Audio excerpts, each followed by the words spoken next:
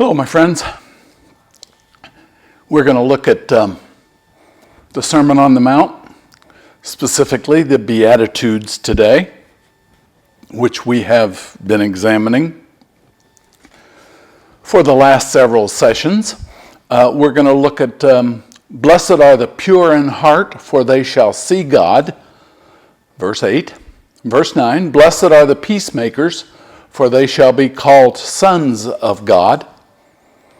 And we're also going to look at no, we're not going to look at that. Are we going to look at that? I don't know. Blessed are the...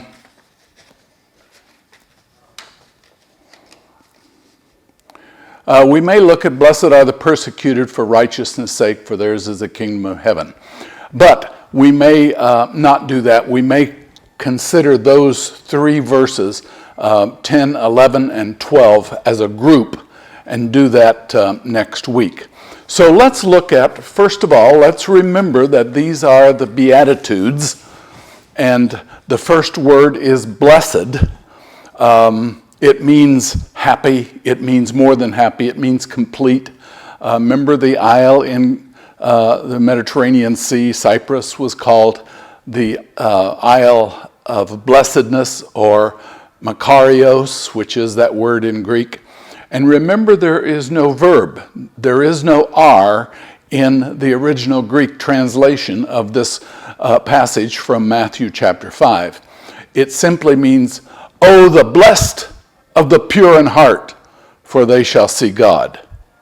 It does not mean blessed are the pure in heart. It means, "Oh, the blessed of the pure in heart, for they shall see God." It's a beatitude that calls us to great self-examination, to examine oneself completely. The Greek word here is clean, pure. Blessed are the pure. It could be translated clean, as in your soiled clothes have been washed pure or clean. It also is used in the Greek in the sense of corn or grain or wheat being winnowed or sifted and cleansed of all of the needless, superfluous chaff. And in that way, it means something that is clean and free from impurities. Blessed are the pure in heart, for there is no contamination in them. It was used also with military terms as an army that has been purged from all of the discontented, the cowardly, the unwilling, the inefficient soldiers, and it is left with a force that is composed solely of only the first-class fighting men. So that would be a sense in which the military has been purified, cleansed of all of that.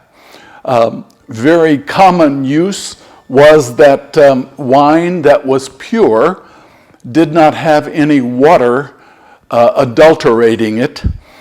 It was completely free of any contaminated water or any water that would weaken it. A metal that was pure and solid, had no tinge of alloy, had no tinge of alloy in it. It was a metal that was pure, unmixed, unadulterated, unalloyed. That's what it, so it could be said that this is, blessed is the man whose motives are entirely unmixed, for that man shall see God. Consider your motives. Are they mixed or are they pure? I don't think any of us are absolutely free from unmixed motives. We all have ulterior motives, if you will, if you would use that word. We are a mixture of complex entities. We never do things for simply one reason. We can be free from the self-satisfaction of having, in ministers, of having preached a good sermon. After every sermon, I always, when I get in the car, I ask Sandy, I said, well, tell me about it.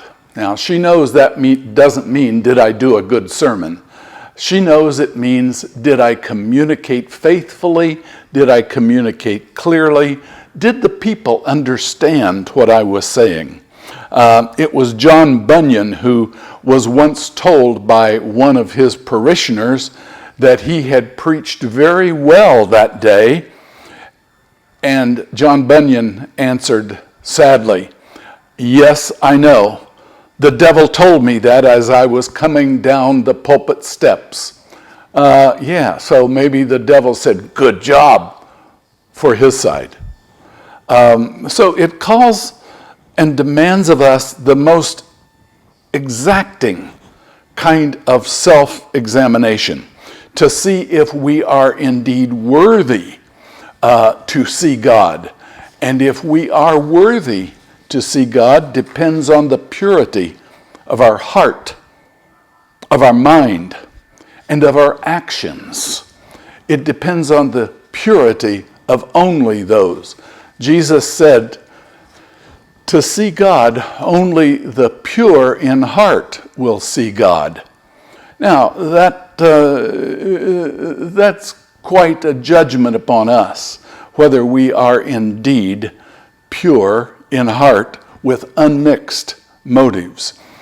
Everybody sees things differently. You know, I can walk into an art museum and see a copy of one of the old Dutch masters and think it's just marvelous and beautiful and without flaw, and yet one who is schooled and trained in artistic examination will walk in and say that's a drab fake. So it depends on how well we can do that self-examination. That is never easy. It is always difficult. So Jesus says, it is only the pure in heart that will see God in this beatitude. So Jesus says, it is only the pure in heart that shall see God. It's a warming thing to remember that as by God's grace, and only by God's grace, that we keep our hearts pure and clean. As human lust comes in to soil them, or as temptations invade our lives to make them unclean, it's by God's grace, not by our doing, that we are fitting for seeing God. So this sixth beatitude might read this way. Oh, the bliss of the man whose motives are absolutely pure and unmixed, for that man will someday be able to see God. Okay, let's look at the next beatitude. The bliss of bringing people together. Matthew chapter 5, verse 9. Blessed are the peacemakers, for they shall be called the sons of God. Let's begin our study by looking at the very word peace, and then we will move into peacemaker. Peace. In the Greek and the Hebrew, there's that Middle Eastern word shalom, peace. But it's never just only in a negative sense as the absence of war. In Hebrew, peace doesn't just mean the absence of trouble, the absence of evil, or the absence of conflict. In Hebrew, shalom always means that it is something that makes for humans' highest good. It is something more than just the absence of conflict. It is the presence of wholeness, integration, salvation. In Jesus' day, as in today, if a Palestinian, a Christian Arab would greet someone on the street or a Jewish person would greet somebody, they might say, salam or salam alaikum. And the response would come, alaikum es salam. In other words, the peace of God be with you and upon you too. Salam is that word, just like in Hebrew, shalom. It means more than just the absence of trouble in your life. It means the presence of God's peace in your life. Not just the absence of evil things, but the presence of everything in life that is good.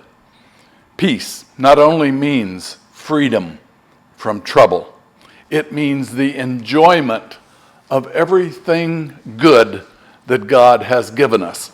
Now, let's take a moment and look at the Beatitude again. Oh, the bliss of the peacemakers. Blessed are the peacemakers. Peace is a word that we sometimes glibly throw off our lips into the airways and say, oh, if there were just world peace. Peace is more than just a desire. It is an act of will. It is us making an effort to bring about peace. We are the creators of peace.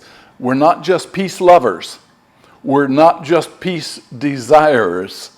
We are people who make it, who create it. And it often happens that we in our daily lives just long to love for peace. That's wrong. We've got to be active in making it. We may just allow a threatening situation to happen. But if we are a peacemaker, we will move into that dangerous situation and stop it from happening. I remember in my college days, my idealistic college days, in the turbulent 60s, chaos was happening in the South. My mother grew up in the South among the racism that existed there and still today does exist there. I remember in college one time, it was probably right after school was out in June, and I would guess maybe it was toward the end of June, around June 19th, or as it's called today, Juneteenth, that some friends of mine and I, we paid, I don't know what it was, I think it was probably $50 for one of the freedom rides, the freedom bus rides down to Mississippi, to Alabama, and to Louisiana, to register voters to be able to vote, African American voters. Civil rights was being fought for during that time, and we felt that we had to do our part. And so we went down, volunteered to do that. It happened to be at Greenwood, Mississippi. I remember stopping in Blytheville, Arkansas, I believe it was, and a group of black church people came out and gave us Kentucky Fried Chicken in the boxes for lunch. The bus stopped in this little park, and they all came out and talked to us. We got to Greenwood. It was set up that we would be sleeping in the National Guard Armory. Cots had already been supposedly set out. Food was going to be delivered. Well, we got there pretty much in the middle of the night, late, and we were not allowed to go in the National Guard Armory. They had prohibited us from sleeping there. The food was not delivered. We had no place to sleep. That night, I think we slept on the bus. There was a concert the next day by Phil Oakes. If you know Phil Oakes, did a lot of protest music during the 60s, some great music. Died later, suicide, self-inflicted suicide. I guess that's what suicide is, it's self-inflicted, isn't it? a great loss, I think. But the arrangements were made that we would sleep out in the county. The people that we were registering to vote would open their homes for us. There were probably 75, maybe 80, 100 maybe people. I don't really remember. It was, I think, 2 or 3 buses full of people. And we went around. We slept there in their homes. They opened up their homes. We were offered sofas, couches to sleep on that second night. But we then registered hundreds and hundreds of African Americans there in Greenwood, Mississippi to vote. I remember as a kid when my mother lived in, or her family lived in Natchez, we would go down there for the summer, and I remember seeing the jars, tall jars, foot and a half tall, filled with beans. And the way that you could vote is if you were black, if you were an African American, you would come in and you would have to guess how many beans were in that jar. It didn't matter how close you came to the number, you had to get it right on the number. And I'm not even certain the people who were the voting security people who were making sure that you got those numbers right, even if they knew how many beans were in there, it didn't matter. It was just a way to suppress the vote and to keep the vote down so that only white people could vote. That's what we were fighting then. So that was my part. I was proud of that. Still am proud of it. It was my effort to be a peacemaker, not just pray or desire or wish that something would change, but to be a part of making the change and making the peace. Blessed are the peacemakers, for they shall be called the sons of God. Let's look now for a moment. In the King James Version, it says the peacemakers shall be called children of God. It is in that tradition and in that day in which Jesus lived, someone that was called a son of God possessed a certain characteristic. Or if you were a son of eagerness or a son of encouragement. Let's remember what the word son is in Hebrew. It is, or in Aramaic, in that language, bar. If a young Jewish boy is at the age of maturity, he has a bar mitzvah. He becomes a son, bar, of the commandment, mitzvah. Now, if that person at that age of maturity is a female, she would have a bah mitzvah, B-A-T, bah mitzvah. She would become a daughter of the commandment. If you remember Jesus at Caesarea Philippi, when he said, "Who do men say that I am? Some say that you're Elijah, come back." And Simon Peter, Jesus says, "But who do you, Simon Peter, say, Simon Bar Jonah," remember, Simon Bar Jonah, "say that I am?" And Simon answered, "You are the Christ, the Messiah, the Son of God." And Jesus says, "You are correct. From now on, you shall not be called Simon Bar Jonah. You shall be called Peter, Petros, rock." There's that city in Indiana Jones, Petra in southern Jordan, means the city of rock. He says, you're going to be called a rock. Now, Bar Jonah simply meant Simon, son of Jonah, literally son of John. If we transliterate that into English, it's Simon Johnson, John's son. Well, if his last name were Johnson, let's just play this out, and Jesus renamed him from Simon to Peter, he's got a nickname, Rock Johnson. Blessed are you, Simon Bar Jonah. Flesh and blood has not revealed this to you. In the book of Acts, we run across a man by the name of Barnabas. And Bar, what does Bar mean? Tell me. It means son. Abba. Jesus says, Abba, Father. What does Abba mean? It means father, daddy, literally the most intimate word for father in that language. Barabbas. He was called the son of consolation, the son of encouragement. So it's a way that the Hebrews in that day did not use adjectives frequently. He was not a consoling man.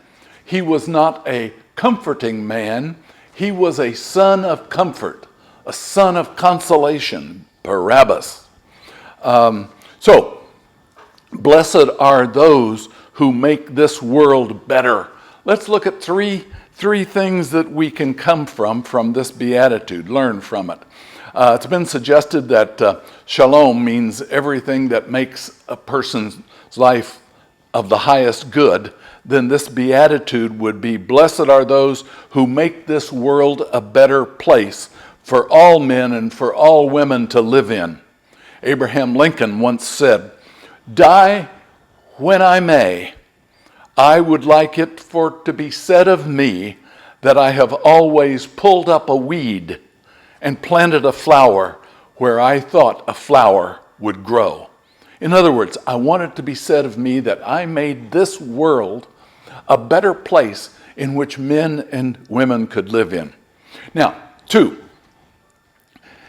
there is inside of us always a conflict. We never do things out of pure motives, It just simply doesn't happen.